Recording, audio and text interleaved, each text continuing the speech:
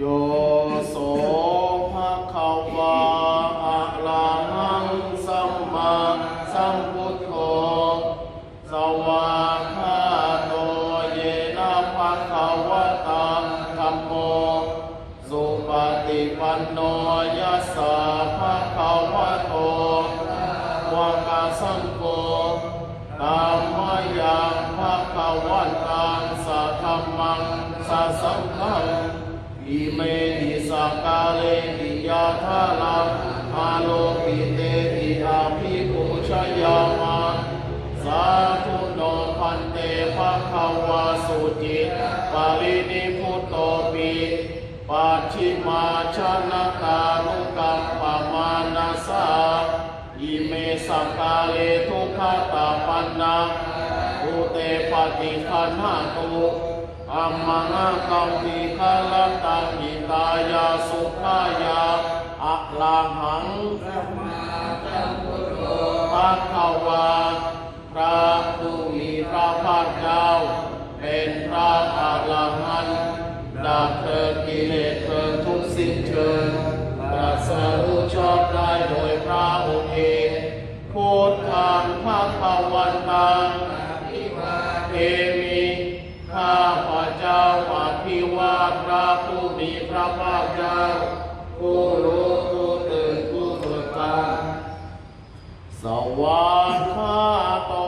ภะคะวะตาพระธรรมเป็นธรรมที่พระผู้มีพระภาคเจ้าตรัสไว้ดีแล้วธัมมังนัมสสามิข้าพระเจ้านัมสการพระธรรมสุปฏิปันโนสาวกสังโฆพระสงฆ์สาวกของพระผู้มีพระภาคเจ้าปฏิบัติดีแล้วสังฆังนามามิข้าพระเจ้าน้อมน้อมพระสงฆ์มาตาปิตุคุณังอาหังวันทามิข้าพระเจ้าไว้บุญผู้ให้กำเนิดและอุปการะเลี้ยงดูแก่ข้าพเจ้าผู้รู้อาจาริเยอาหังวันทามิข้าพเจ้าไว้คุณครูอาจารย์ผู้ให้ความรู้และอบรมสั่งสอนให้ข้าพเจ้าปฏิบัติดีอันธรรมยังพุทธสาภควะโตปุปภาพุทธาธัมมาสังฆาเจวานุสตินะยังกะโลมาเสโมตัสสะภะคะวะโตขอน้อมน้อมแด่พระผู้มีพระภาคเจ้าพระองค์นั้นอะระหะโตซึ่งเป็นผู้ไกลจากกิเลสสัมมาสัมพุทธัสสะตรัสรู้ชอบได้โดยพระองค์เองนะโมตัสสะภะคะวะโตขอน้อมน้อมแด่พระผู้มีพระภาคเจ้าพระองค์นั้นอะระหะโตซึ่งเป็นผู้ไกลจากกิเลสสัมมาสัมพุทธัสสะตรัสรู้ชอบได้โดยพระองค์เองนะโมตัสสะภะคะวะโตขอน้อมน้อมแด่พระผู้มีพระภาคเจ้าพระองค์นั้นอะระหะโตซึ่งเป็นผู้ไกลจากกิเลสสัมมาสัมพุทธัสสะตรัสรู้ชอบได้โดยพระองค์เองตังโขปานาภะคะวันเอวังกัลยาโนกิตติสัตโตก็กิตติศักดิ์อันงามของพระผู้มีพระภาคเจ้านั้นได้พูดไปแล้วอย่างนี้ว่าอิติปิโสภะคะวะ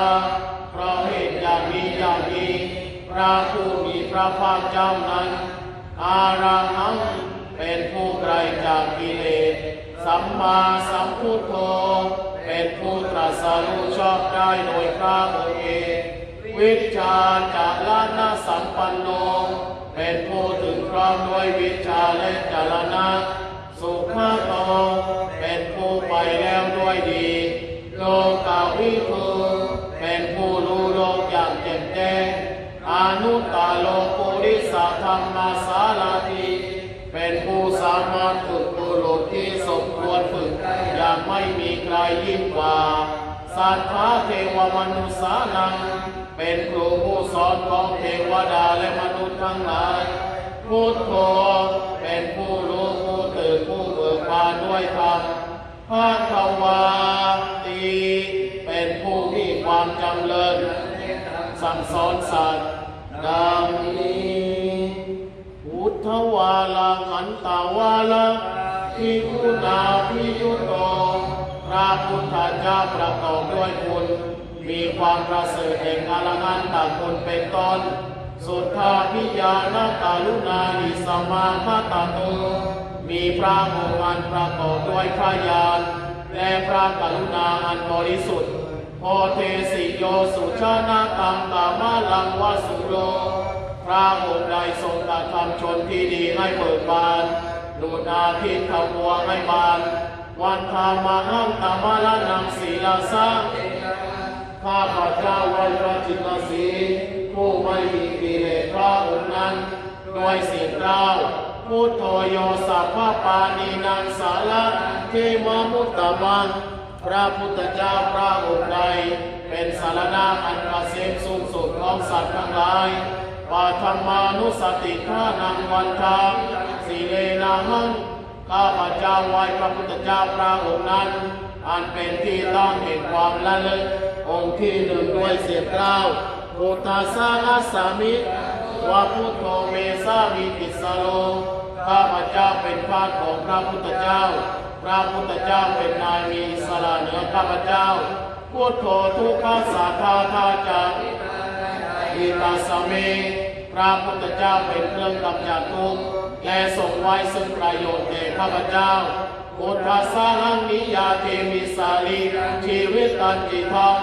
ข้าพเจ้ามองกายถวายชีวิตนี้แด่พระพุทธเจ้าวันพันโตหังจาริสามีพุทธเสวะข้าพเจ้าผู้ไว้อยู่จากพระพุทธตามซึ่งความตรัสรู้ดีของพระพุทธเจ้านัตถิเมสารนังอันยังพุทโธเมวาระสารณะหนึ่งของข้าพเจ้าไม่มีพระพุทธเจ้าเป็นสารณะอันประเสริฐของข้าพเจ้าเอเตนะสัจจาวัตในยังสาธุสาสเนด้วยการกล่าวคำสัตย์นี้ข้าพเจ้าพึงเจริญในพระศาสนาของพระศาสดาพุทธังเมวัน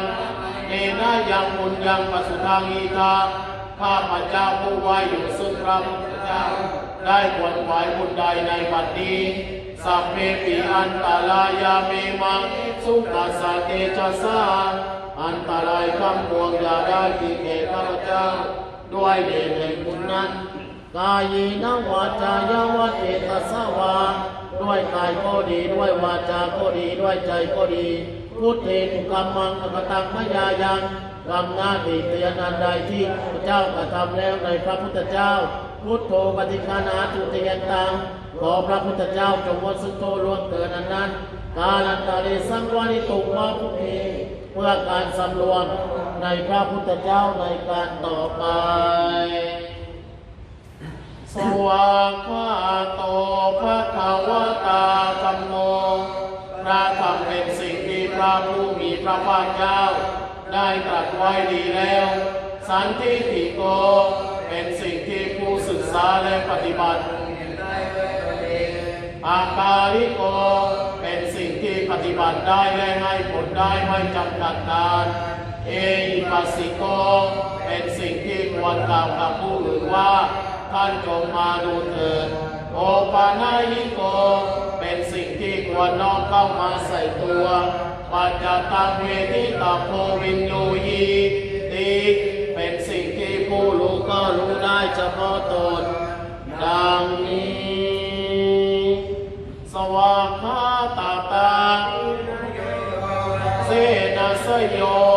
พระธรรมเป็นสิ่งที่ประเสริฐเพราะประกอบด้วยคุณหรือความที่พระผู้มีพระภาคเจ้าตรัสไว้ดีแล้วเป็นต้นโยมัคคปาตัมมานิยติวิโมกขเมโตเป็นธรรมอันจำแนกเป็นมรรคผลปริญาณและนิพพานธัมโมกุโลกปาตานาตาตาคาริธารีเป็นธรรมทรงไว้ซึ่งผู้ทรงธรรม จากการตกไปสู่โลกที่ชั่ววันทามาหังตามังอาลังวาลาธรรมเมตังข้าพเจ้าไหว้พระธรรมอันประเสริฐนั้นอันเป็นเครื่องบัญญัติเสียซึ่งความมืดธัมโมโยสัพพปานีนังสาระเกมมุตตมังพระธรรมใดเป็นสารณะอันเกษมสูงสุดของสัตว์ทั้งหลายทุติยานุสติฆานังวันทามิตังข้าพเจ้าไหว้พระธรรมนั้นอันเป็นที่ตั้งแห่งความละลึกองค์ที่สองด้วยเสียงกล้าวธรรมสารัสสามิกาโสเมสามิกิสาโลข้าพเจ้าเป็นทาสของพระธรรมพระธรรมเป็นนายมีอิสระเหนือข้าพเจ้าธัมโมทุกขาสาธาคาจาข้าใจหิตัสสเมพระธรรมเป็นเครื่องกำจัดทุกข์และทรงไว้ซึ่งประโยชน์แก่ข้าพเจ้าธรรมสารันนิยาเคมิสันลันชีวิตตันติธรรมข้าพเจ้ามอบกายถวายชีวิตนี้แด่พระธรรมวันทันโตหังจาริสามีธรรมัตข้าพเจ้าผู้ไว้อยู่จากพระพึ่งตามซึ่งความเป็นธรรมดีของพระธรรมนาทีเมสารนังงานยังธรรมโมเมวารังสารณะอื่นของข้าพเจ้าไม่มีพระธรรมเป็นสารณะอันประเสริฐของข้าพเจ้าเอเตนะสัจจาวัชเชนะวัดสาตุสาสเนด้วยการกล่าวคำสัตย์นี้ข้าพเจ้าบุญเจริญในพระศาสนาของพระศาสดาธรรมังเมวันธรรมาเนนะบุญยังปัสสุทามิทะข้าพเจ้าผู้ไว้อยู่ซึ่งพระธรรมได้ควรขายบุญใดในบัดนี้สัพเพปิอันตรายาเมเทสุตตาสาเตจัสสาอันตรายทั้งปวงอย่าได้มีแก่ข้าพเจ้าด้วยเดชแห่งบุญนั้นกายเยนะวาจายะวันเจตัสสาวาด้วยกายก็ดีด้วยวาจาก็ดีด้วยใจก็ดีทำเมตุกรรมังปกตังมยายังทำหน้าที่เทียนงานใดที่ข้าพเจ้าแล้วในพระธรรมธรรมโมปฏิฆานาตุเทียนตังขอพระธรรมจงมาซึ่งโทร่วมเกิดนั้นอานันตาลิสังวานิตุวัฒเมเพื่อการสำรวมในพระธรรมในการต่อไปสวากอสุปฏิปันโนภะคะวะโตสงฆ์สาวกของพระผู้มีพระภาคเจ้าผู้ใดปฏิบัติดีแล้วอุชุปฏิปันโนสาวกสังโฆสงฆ์สาวกของพระผู้มีพระภาคเจ้าผู้ใดปฏิบัติตรงแล้วยายาปฏิปันโนภะคะวะสาวกสังโฆสงฆ์สาวกของพระผู้มีพระภาคเจ้าผู้ใดปฏิบัติเพื่อรู้ธรรมออกจากทุกข์แล้วสามีจิปฏิปันโนภะคะวะโตภะคะสังโฆสงฆ์สาวกของพระผู้มีพระภาคเจ้าผู้ใดปฏิบัติสมควรแล้วญาติธรรมได้แก่บุคคลเหล่านี้คือจาตาริปุริสายุคานิอัฏฐะสัพพุพลาผู้แห่งบุรุษสี่ผู้นับเรียงตัวบุรุษได้8บุรุษเอสาภะคะวะโตสาวกสังโฆ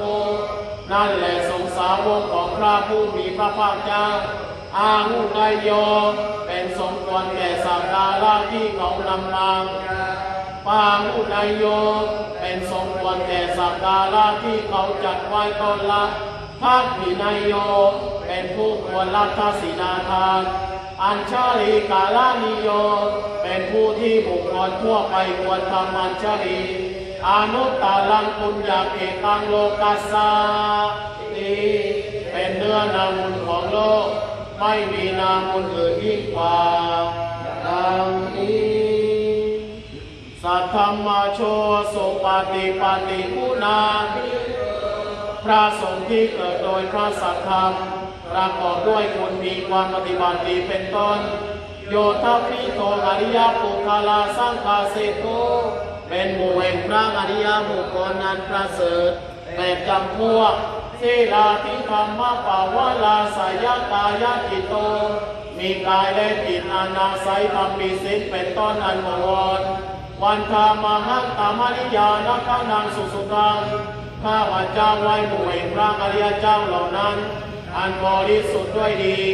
สังโฆโยสัพพปานีนังพระสงฆ์หมู่ใดเป็นสารณะอันประเสริฐสูงสุดของสัตว์ทั้งหลายตาติยานุสติท่านังวันคามิตังสีเลนะข้าพเจ้าไหว้พระสงฆ์หมู่นั้น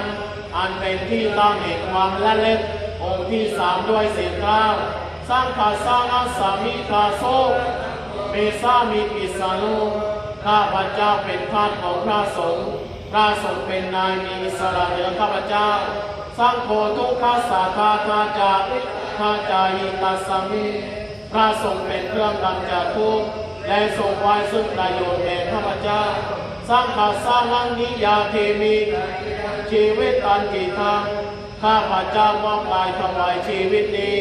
แด่พระสงฆ์วันทันโตงังจาริสามีสังกัสโสปฏิปันนาตังข้าพเจ้าผู้ไว้อยู่จากพระพุทธาซึ่งความปฏิบัติดีของพระสงฆ์นักถิเมสารนังอันยังสารนังวะลังสารณะอื่นของข้าพเจ้าไม่มีพระสงฆ์เป็นสารณะของข้าพเจ้าเอเตนะสัจจวัตวัตตยังสาธุสาสนีด้วยการกล่าวคำสัตย์นี้ข้าพเจ้าพึงเจริญในพระศาสนาของพระศาสดาสังฆังเมวันน่ายังบุญยังปัสุทางอีทาข้าพเจ้าผู้ไว้อยู่ซึ่งพระสงฆ์ได้บวชไหวบุญใดในบัดนี้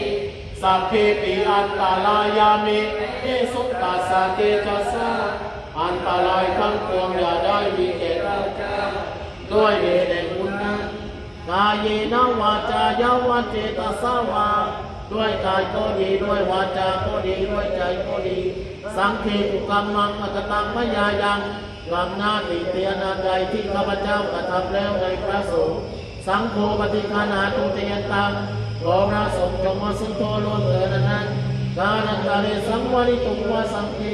เพื่อการสำรวมในพระสงฆ์ในการต่อไป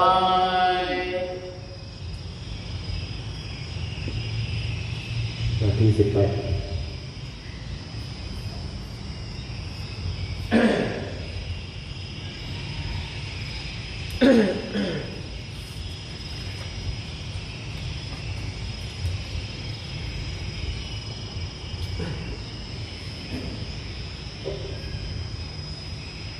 ยัตถาปัจจายังปาวัตตมานาคาตุวัตตเมเวตัง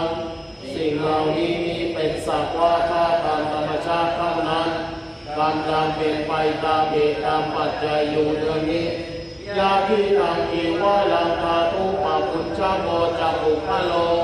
สิ่งเหล่านี้คือจีวรและคนผู้ใช้สวยจีวรนั้น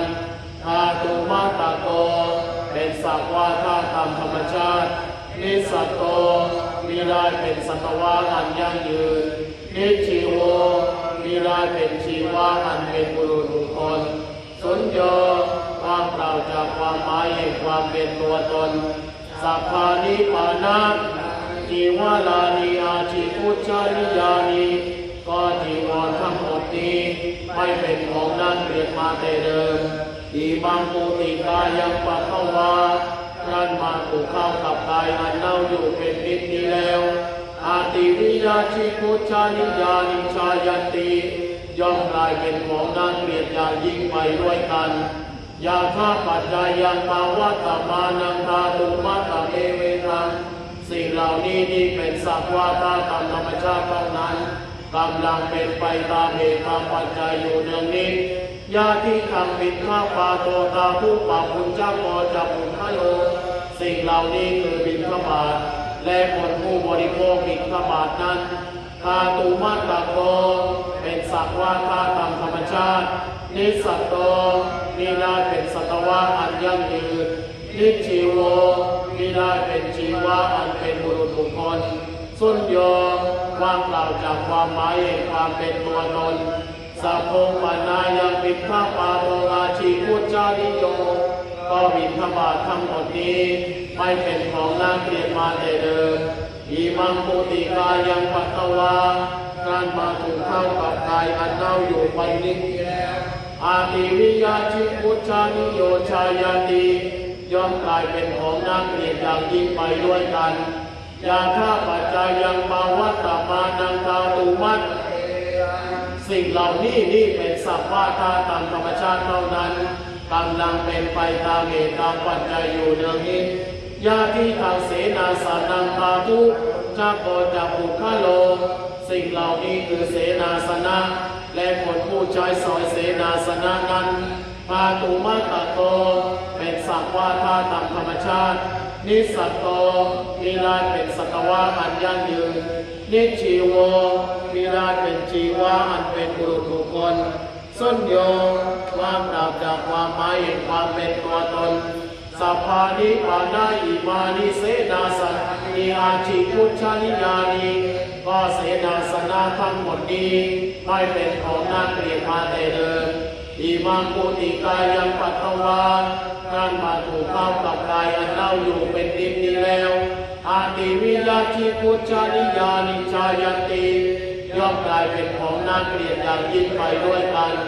ยาท้าปัจจายังปาวัตตมานังตาตุมัตสิ่งเหล่านี้นี่เป็นสัพ